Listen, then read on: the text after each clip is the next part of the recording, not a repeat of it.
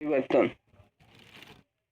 मानव शास्त्रियों द्वारा बताया गया है कि आज से लगभग 200 करोड़ वर्ष पहले पूर्व मानव का विकास आरंभ हो चुका था। जैसे कि दोनों पैरों पर खड़ा होना और सीधे चलना, या अंगूठे के कारण किसी भी वस्तु को अच्छी तरह से पकड़ना और महत्वपूर्ण कार्य करना, और मस्तिष्क का आकार विकास होना और क्षमता में भी वृद्धि होना। मनुष्य में लंबाई और चौड़ाई और गहराई और ऊंचाई को देखने की क्षमता बढ़ना। मानव के शारीरिक विकास की यह प्रक्रिया चलती रही और उसमें धीरे धीरे सुधार होने लगा। हम लोग इस चित्र के द्वारा भी समझ सकते हैं कि मानव का कैसे विकास हुआ। यह सब पाषाण काल में हुआ है। इस चित्र द्वारा समझाया गया है कि पाषाण काल में मानव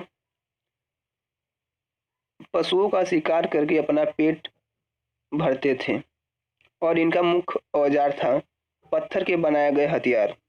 अक्सर पत्थर के हथियार यूज करते थे पाषाण काल में। पाषाण काल को 3 भागों में बांटा गया है। पहला है पूरा पाषाण काल, दूसरा है मध्य पाषाण काल और तीसरा है नव पाषाण काल। पूरा पाषाण काल। आदि मानव के पास जंगली जानवर से रक्षा करने का कोई भी हथियार या औजार नहीं था कि वे अपना रक्षा स्वयं कर सकें। जंगल में बड़े बड़े जानवर और ताकतवर जानवर रहते थे, इसलिए उन्होंने पत्थर के औजार का निर्माण किया जिससे वो शिकार भी कर सकते हैं और अपनी रक्षा भी। हम लोग देख सकते हैं पूरा पाषाण काल के पत्थर के औजार। वे औजार बनाने के लिए एक पत्थर पर दूसरे पत्थर पर चोट मारते थे।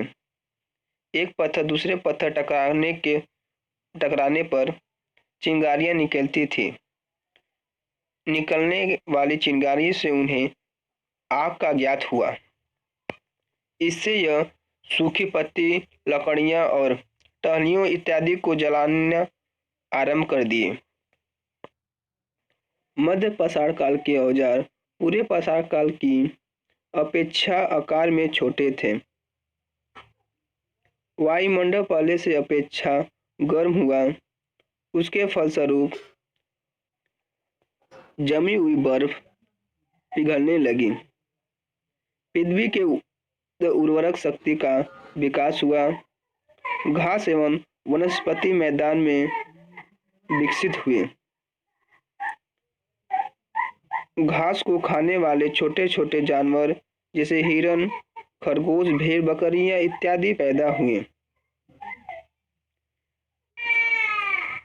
इन घासों में कई आज के अनाजों के पूर्वज थे।